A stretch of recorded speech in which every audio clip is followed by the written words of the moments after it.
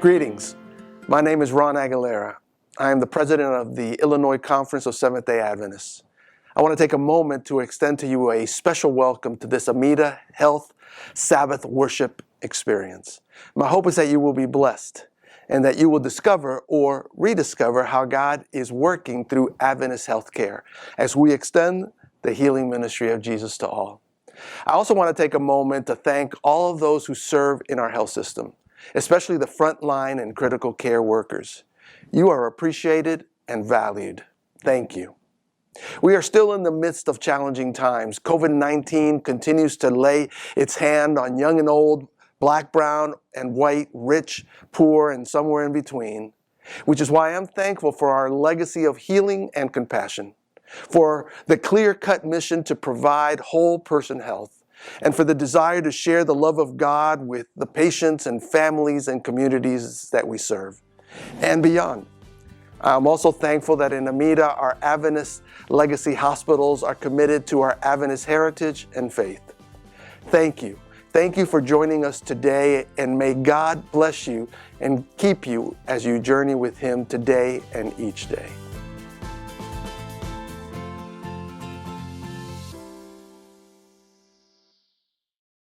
Hello, I'm Herb Buchanan, Senior Vice President and Chief Regional Officer for the South Region of Amida Health. Our mission at Amida Health is to extend the healing ministry of Jesus. Ellen White once said, "The life of Christ was a life of humble simplicity, yet how infinitely exalted was His mission." Today, I'd like to tell you about how our 4 Adventist medical centers are making an impact for patients, associates, physicians, and the communities we serve, with Jesus as our example in everything we do. The roots of our Adventist legacy began more than 100 years ago when Doctors David and Mary Paulson opened the Hinsdale Sanitarium. The Paulsons were Seventh-day Adventist physicians who worked in the Chicago tenements with the poor and orphans. Today, Amida Health Adventist Medical Center Hinsdale stands as a testament to the Paulsons' unfailing faith and dedication. Less than 2 miles away, Amida Health Adventist Medical Center LaGrange has served the community for more than 60 years. And in Glendale Heights, Amida Health Adventist Medical Center Glen Oaks has been open for more than 35 years. Our newest hospital, Amida Health Adventist Medical Center Bolingbrook, opened in 2008 and celebrated its 12th anniversary in January. Earlier this year, both Adventist medical centers Hinsdale and LaGrange achieved a magnet recognition for nursing excellence from the American Nurses Credentialing Center. The magnet designation is the gold standard for nursing care.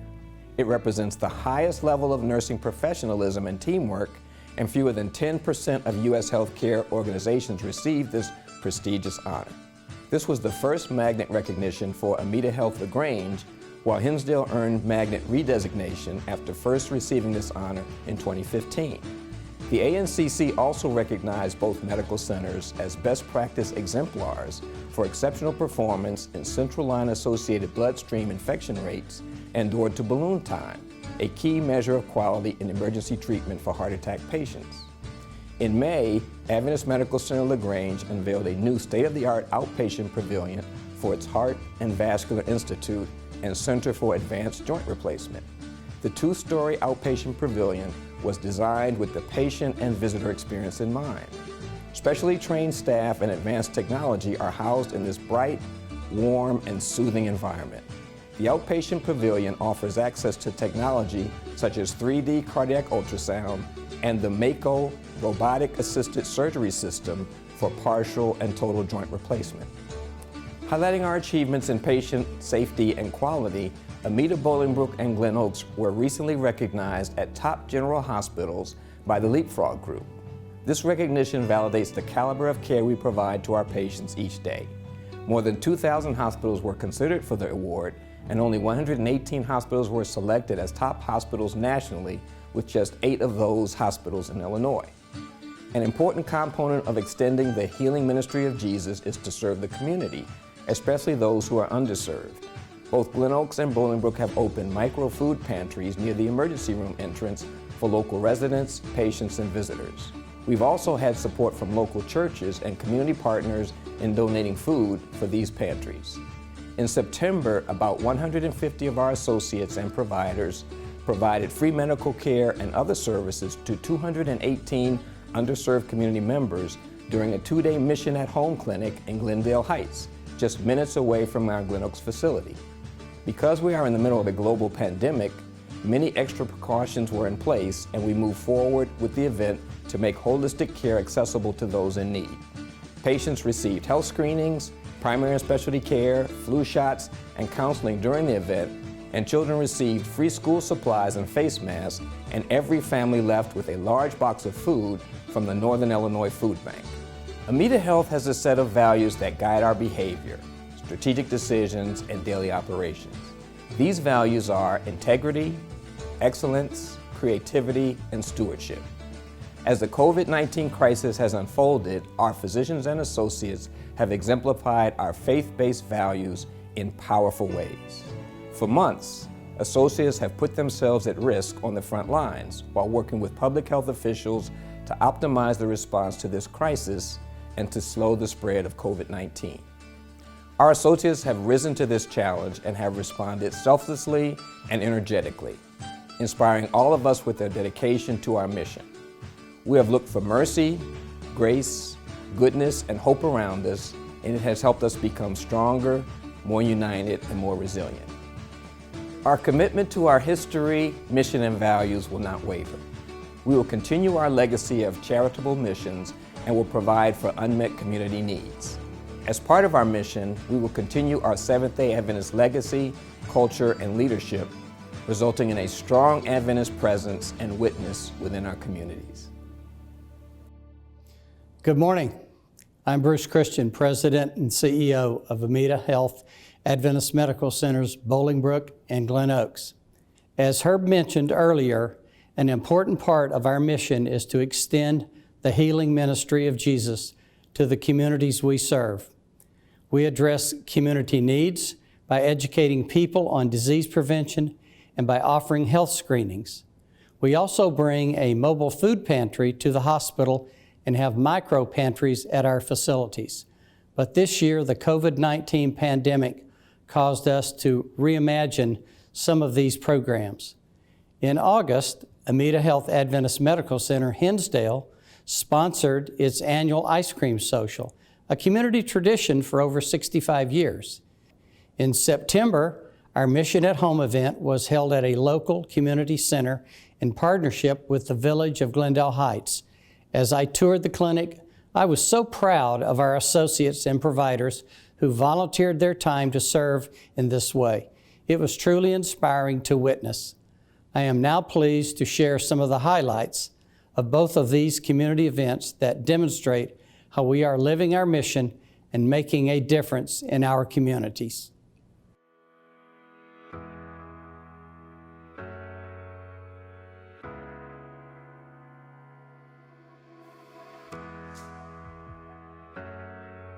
Hello, welcome to the Amita Health Medical Mission at Home, Glendale Heights. This is an event that almost didn't happen. You know, with COVID-19, we made a lot of accommodations to try to help the people in need. Our focus today is to assess their needs, their social determinants of health. So if they have food needs, they have insurance deficits, if they need help with spiritual care, mental health, we have mechanisms in place to get them plugged in.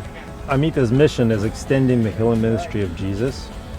And when we look at the ministry of Jesus, what was it about? It was all about caring for the neighbor. What our associates are doing right now is they're caring for their neighbor. They're doing the small acts of kindness where they do the lab work or providing the food or doing the flu shot.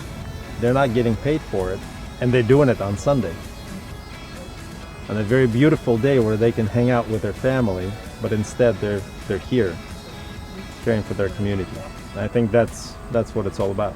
They give up their time on their weekends and they just want to come out and serve. And I think that speaks volumes to the culture that we have in Amita, which is what we do best, is we want to extend the healing ministry of Jesus. And when we can do that in the community at events like this, it just fills us up.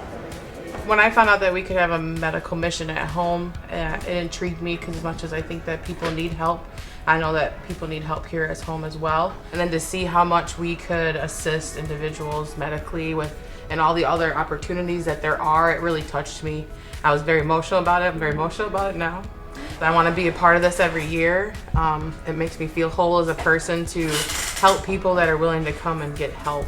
One of the things that really blew me away is that part of this event is they have a pharmacy literally like in here.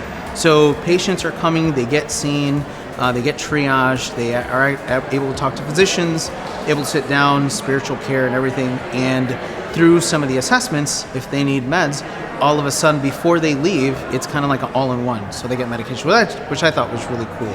It kind of kicked it up a notch for me in terms of truly holistic, right? It took care of every component of the patient's needs. You know, I had one woman who had lost a hearing aid, and it was only $3,400 is what the vendor told her. Put it on the credit card, so I can't afford that. So we connected her with social services. They gave her resources to get discount access to hearing aids. We had another family who had lost his job. They were able to go to Access to Page and be connected to health insurance coverage. We have so many examples of this happening in this event. So the goal is to take care of the needs today, medical, etc. But the ultimate goal is that after they leave this event, they're connected with a medical home. They're connected with mental health services. They're connected with social service needs. So this event is today, but this event is today and beyond.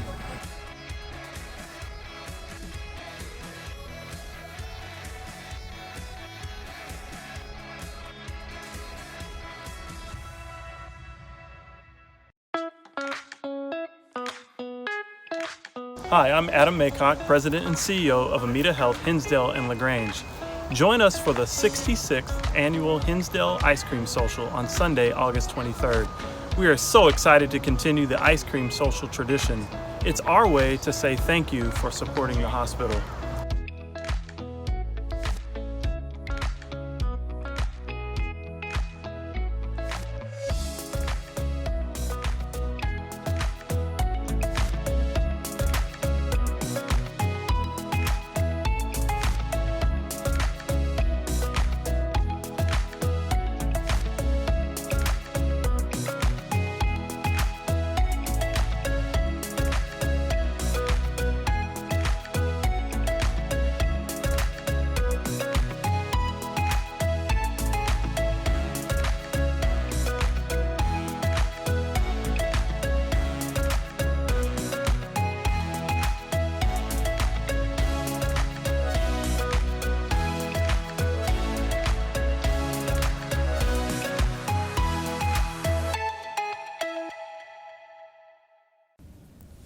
Hello, I'm Keith Parrott, President and CEO of Amita Health. Thank you for joining us today. I'm very pleased to share with you a small glimpse of the exceptional faith-based care we provide to our patients each day.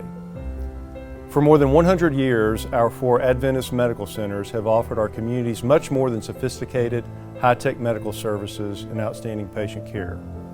We offer a spiritual refuge, a Seventh-day Adventist organization with its arms open to all without regard to personal religious preference.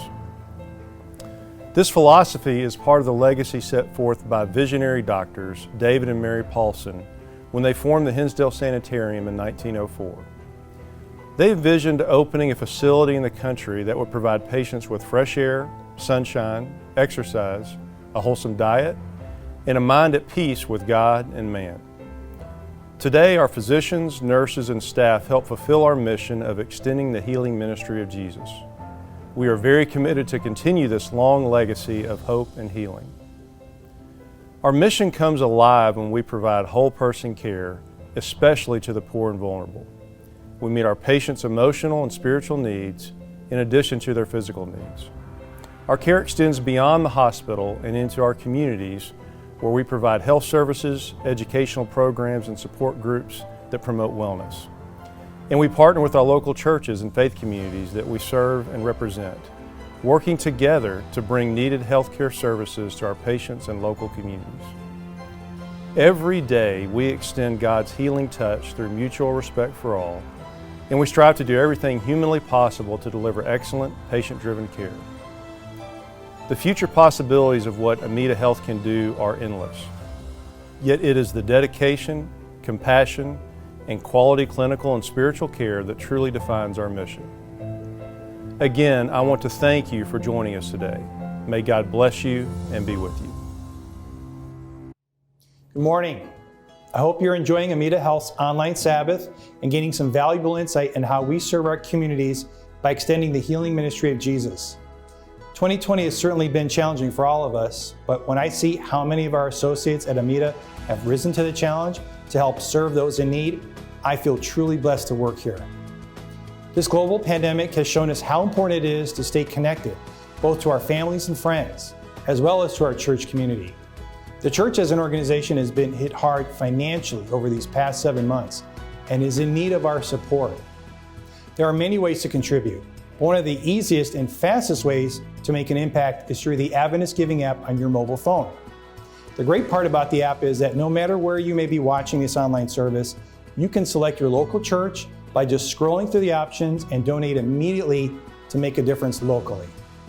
While you consider a donation that you're comfortable with giving, I'd ask you to reflect with me on 2 Corinthians chapter 9, verses 6 through 8, which reads, "Each of you should give what you've decided in your heart to give, not reluctantly or under compulsion, for God loves a cheerful giver, and God is able to bless you abundantly, so that in all things at all times, having all that you need, you will abound in every good work."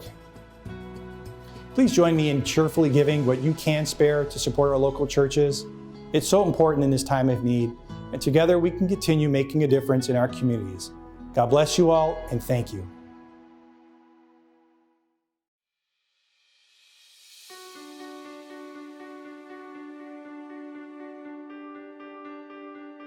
My role here at the hospital now is working in the heart failure clinic just a couple of days a week, doing patient care and helping to run the clinic there.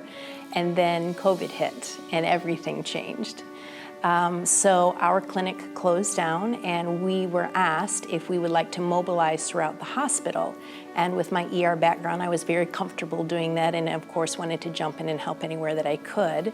That day, I was assigned to the emergency department, and we got a call that an ambulance was bringing in a 15-year-old girl unresponsive. I wasn't trying to harm myself, but I didn't really care if I did. This person just picked me up and he was like, "Hey, I have some heroin." It ended up being fentanyl. I was overdosing, and then he told me to get out of the car. And then next thing I know, I'm waking up in a ambulance. When I got that call from the police that she was in ER, that she almost died, that was probably the worst moment of my life. And when I came to the hospital, Jill met me. She pulled me to the room. She prayed with me. My mom heart just broke for her. I can't imagine having been in her shoes, and I didn't see a whole lot of hope in her mom's eyes at that time. I was so scared. I was so scared. We had great conversation. I just pulled up a chair and sat by down her bed, and I said, "Do you know Jesus?" And she said yes, that she had grown up in the church and had a youth group, and she really loved it, but didn't really have that in her life right now. And I said, "You know, God has a great plan for you and for your life, and I'm pretty sure that this isn't it."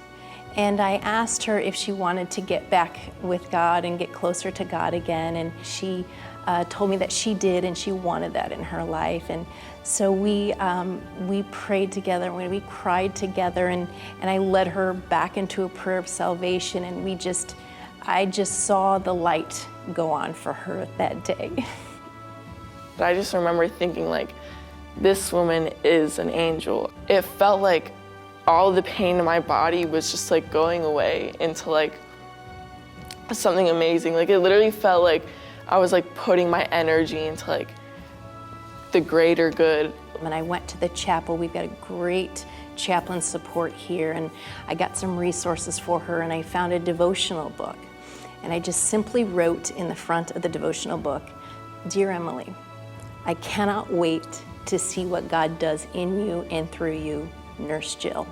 I was just so happy that somebody I didn't even know was there for me and trying to help me. And it made me realize, like, I really need this help. Like, I need to get help. I need to get myself together. I need to put my past in the past because I can't keep running. Her mom said, I just want you to know that we came home and Emily went straight to her room and started reading that book that you gave her. I'm like, yes, okay, these are the first steps. It feels like it was meant for me, you know? Like, it really just came to me, and I was like reading it and I was like, this is definitely something else. We want everybody from the get-go, when they get here, to know that not only are we a faith-based hospital by name, but we're a faith-based hospital by action, by our life every day. And that's valuable to us. Jill is not afraid and finds a lot of joy in connecting with people. And instead of just seeing them as another patient, we want our associates here, our employees, to see them as people that are truly special to God. Fast forward a couple of months, I come to work and I see this on my desk. And it was an envelope that simply says, Nurse Jill, Amita Health Adventist Medical Center, and her name up in the upper corner. I knew it was from her and I just bawled my eyes out. Nurse Jill, thank you for saving my life. You honestly changed my life for the better. When you first prayed with me, I knew in that moment that you were an angel. In the hospital room, I felt so scared and alone. You showed me there is nothing to be afraid of. You showed me God always has the best interest for me. You showed me there is more to life than dying. I'm getting the help I need now at a rehab in Wisconsin. It's already helped me so much. Without you, I would already have been back out on the streets. So I'm bringing you the comfort and knowing that I'm okay. I'm sorry if I worried you. Just know I'm better, Emily. This means everything to me. It just makes me feel like maybe the world isn't as bad as it seems. Maybe it's just the people that I was around with, you know? This is what it's about. This is our mission. We live in a hurting world, and if we don't meet the spiritual needs of every patient that we come encounter to, we're missing it. I'm gonna be okay. Like, this is gonna be all right. Like, she's gonna pray for me, I'm gonna pray for her, and it's gonna be the best it can be. It's the greatest honor and blessing to work for an organization that encourages us to do that, and I'm so thankful for that. And every day I come to work, I'm like, here I am, Lord, give me another one.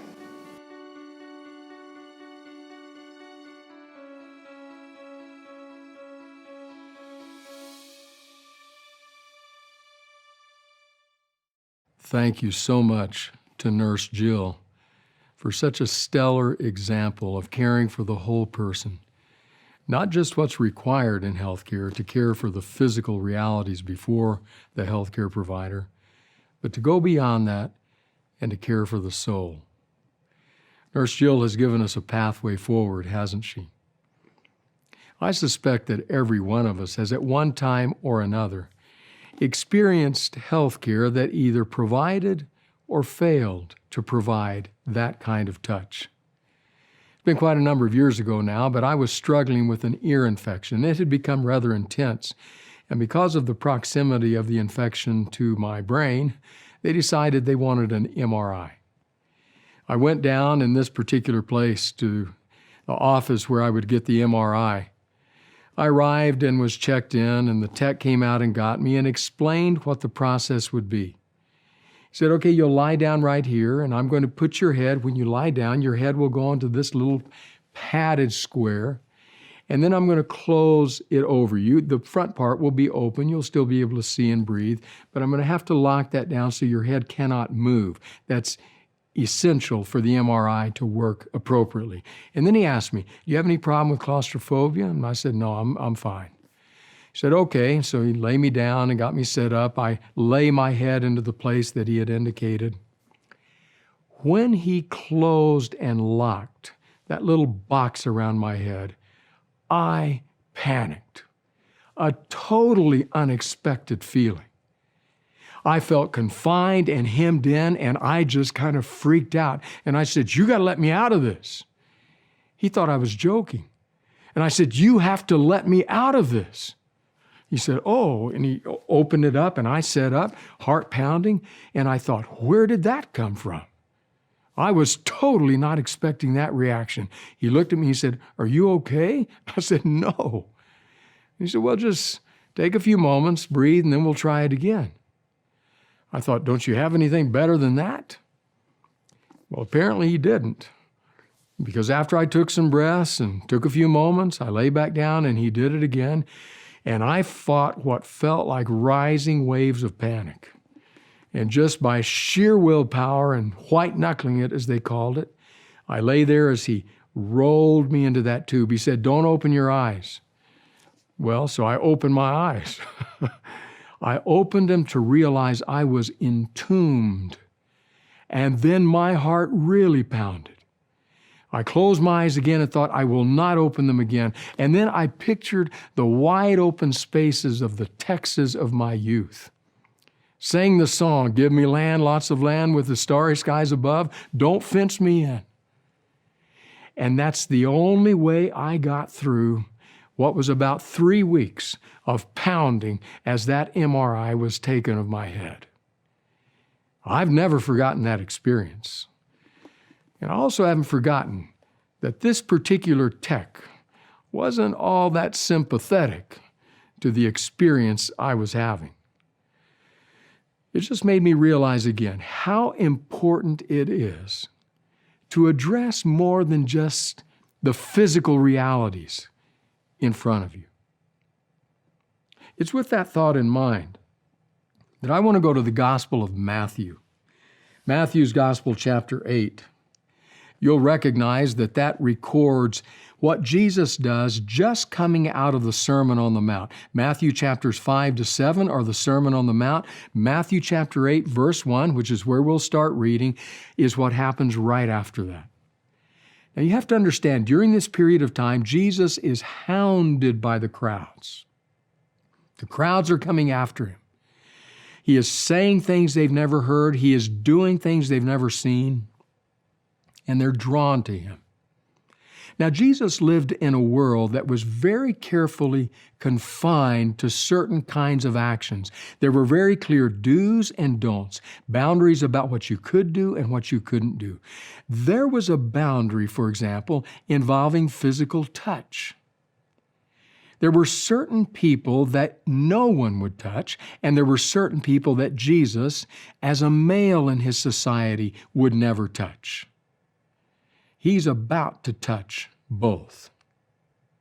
In other words, this Jesus, who millennia before had soiled his hands in the mud of creation as he formed the first man, formed the first woman, and then breathed into them the breath of life, knew something about the makeup of humanity. He knew that one of the realities for which we long is the touch of acceptance, the touch of grace, the touch of love. And he's about to do that here in Matthew's Gospel, the 8th chapter. I'm going to read from just 2 snapshots of what Jesus does. So Matthew 8, I begin with verse 1. When Jesus came down from the mountainside, that is from the Sermon on the Mount, large crowds followed him. A man with leprosy came and knelt before him and said, "Lord, if you are willing, you can make me clean." Jesus reached out his hand and touched the man. "I am willing," he said, "be clean." Immediately he was cleansed of his leprosy. Then Jesus said to him, "See that you don't tell anyone, but go show yourself to the priest and offer the gift Moses commanded as a testimony to them." Jesus didn't need to touch him. Jesus, if he followed the rules of his day, would not have touched him. But verse 3 says, as though drawing out the picture, Jesus reached out his hand and touched him. We skip a few verses down now to verse 14 in the same chapter. Here's what verse 14 records. When Jesus came into Peter's house, he saw Peter's mother-in-law lying in bed with a fever. He touched her hand, and the fever left her, and she got up and began to wait on him. He touched her hand. Jesus didn't need to do that, but he did. I say Jesus didn't need to do that because clearly there were other moments in time, other incidents in his ministry where Jesus healed from a distance, involving no physical touch. In both of these cases, he intentionally acts to touch. That says something. It says something to the healthcare providers of today. I read a book decades ago. This was back in the late 80s, maybe the early 90s. A book entitled Megatrends. The author was John Naisbitt. He wrote several books along the same lines. He was trying to track the megatrends that were going on in society and culture in that day and time, and the realities to which they could lead. Something he said in his original book lodged itself in my mind, and I've never forgotten it. Naisbitt said there is a trend coming to which healthcare providers would do well to pay attention. It was what he called the high-tech trend. Now, that's no surprise to us today. But back in the late 80s, early 90s, there were all kinds of realities that were the stuff of science fiction. We never would have believed them then. Then even words meant different things. Then if you had said to me something about a hard drive, I would have thought you were talking about a trip on the 10 freeway. If you had said something about how many bytes, I would have thought of a dog going mad against someone. If you had used a term like iPhone, I would have thought, you don't know your grammar well.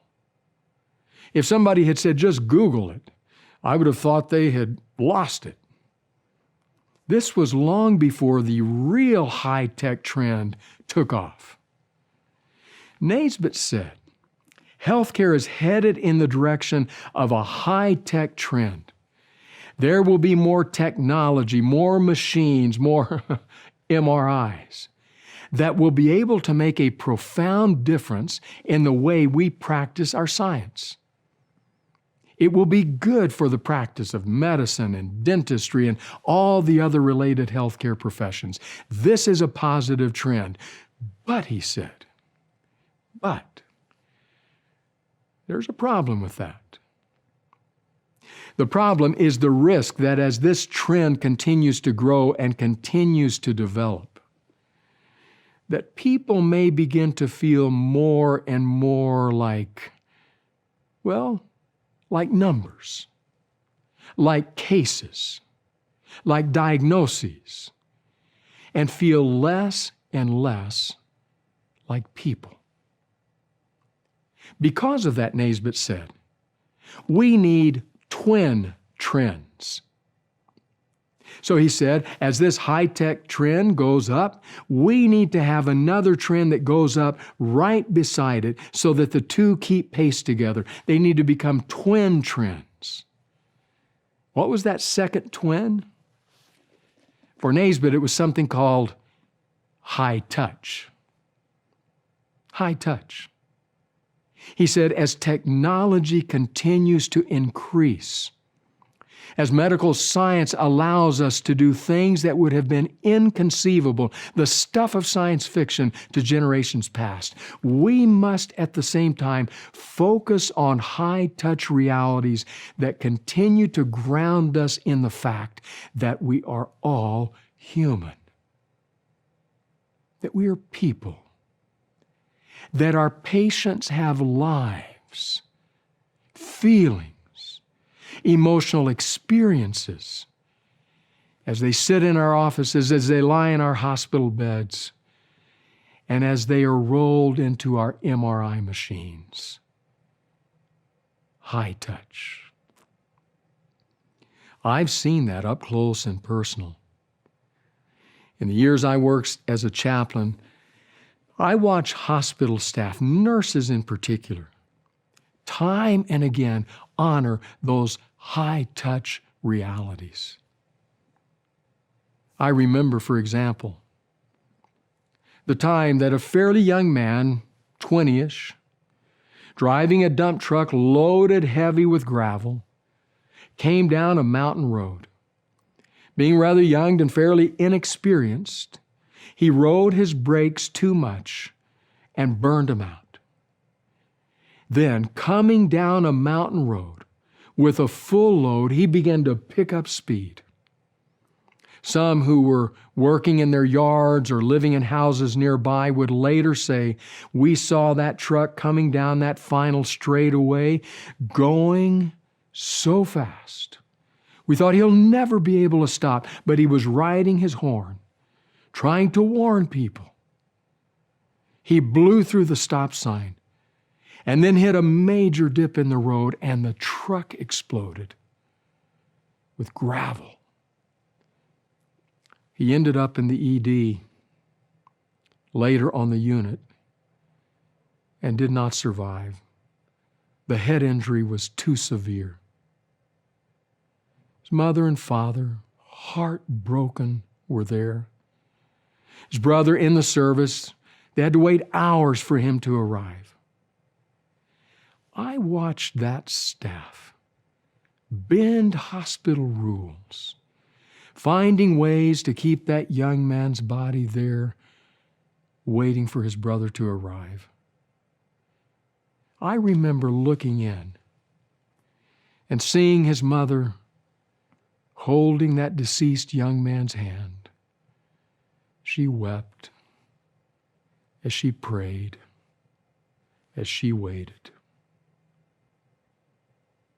And I looked at that staff, and I thought, these people are doing the work of Jesus. Naisbitt would have called it high touch. I suppose our literature in today's world, healthcare related, would call it whole person care. It's that kind of care that recognizes that we are creatures with various different realities in our lives. We sit in hospital rooms and in doctors' offices not just as physical creatures needing someone to pay attention to what's going on in our physical body. We sit there as emotional beings, as relational social creatures, as spiritual beings. I'm a pastor these days. Every year when I have my annual checkup with my primary care physician, he takes a lot of time with me. Asks me questions about my life, asked about my concerns, what are the stressors going on right now. We talk about all kinds of things before he actually gets to the physical exam, listening to my heart and feeling to see if my nodes are all right and all the other things that he does. And then at the end, he did it again just the other day. At the end, comes over and grips me by the hand, says, "Can I pray with you?" I'm a pastor. I pray all the time. But my eyes never fail to grow moist as my physician prays for me, touches me. The text says, Jesus reached out his hand and touched the man with leprosy. He touched the hand of Peter's mother, and both were healed. Your touch, whether it's an emotional touch or an actual literal physical touch, has the same healing power today. Because you know the reality of what happens to you when people are attentive to you as a whole person, or when they fail to be. And thus that can compel you forward to care for them in that way.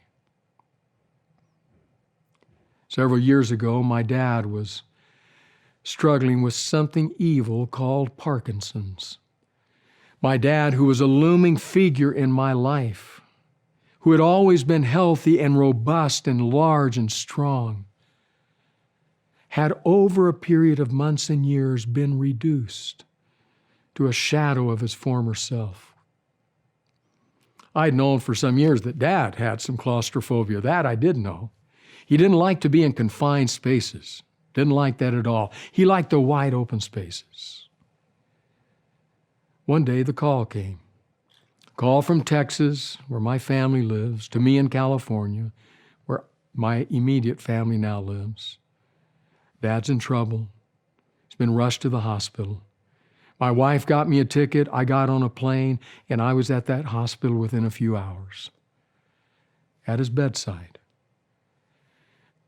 And they came in, and they said to Dad, "We need to get an MRI." They left the room, and my dad, always big, always strong, looked at me as a pleading child and said, "Rand, don't let them do that to me. Please don't let them do that." So I went and found the nurse.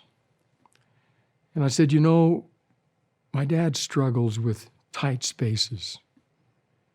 Is there something we can do?" And that nurse looked at me and said, "Don't say another word. We'll take care of it." I don't know exactly what it was they gave Dad, but he became drowsy, at peace. I walked with him as they wheeled him down to where the MRI would be done. They said, "You'll have to wait here." They took him. I don't know how long I waited, an hour, 45 minutes.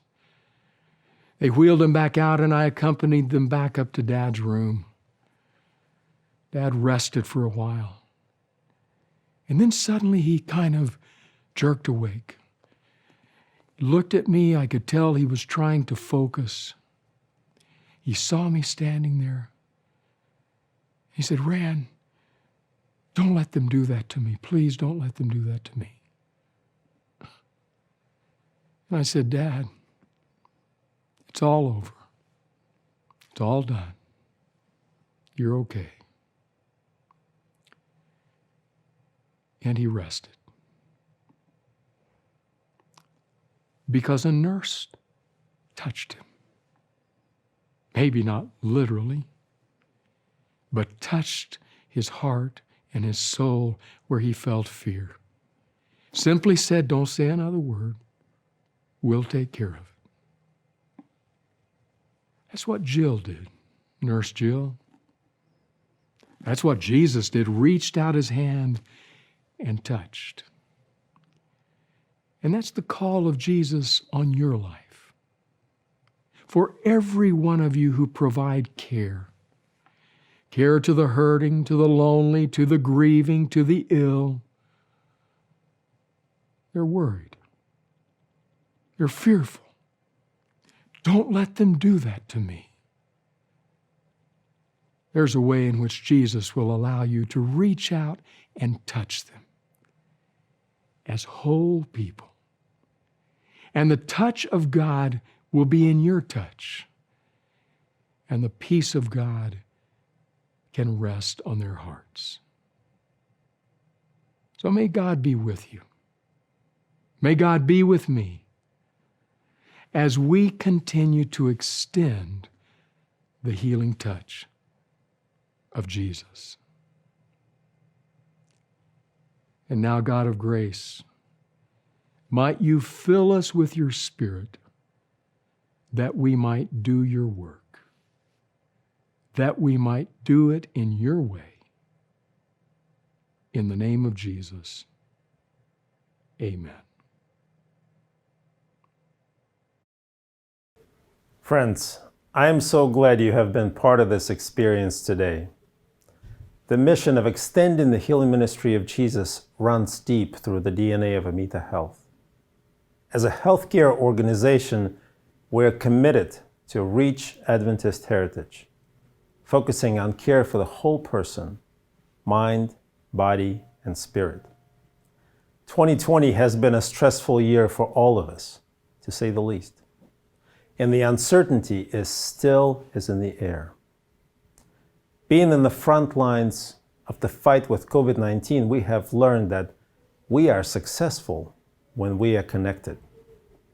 Connected with one another through powerful mission, and connected with our community through partnerships, working together to bring comfort and hope to all who are suffering and in need of support and care. As we continue our journey together through this uncertain time, I would like to encourage you to support one another. Jesus' golden rule is to love God with all your heart and love your neighbor as yourself. Today, our neighbors need as much love and interaction as we can safely give. So let's be sure to reach out and connect with our loved ones and friends as much as possible. Thank you for spending time with us today to learn more about our mission and how we are here to support you in times of need. God bless you and your family.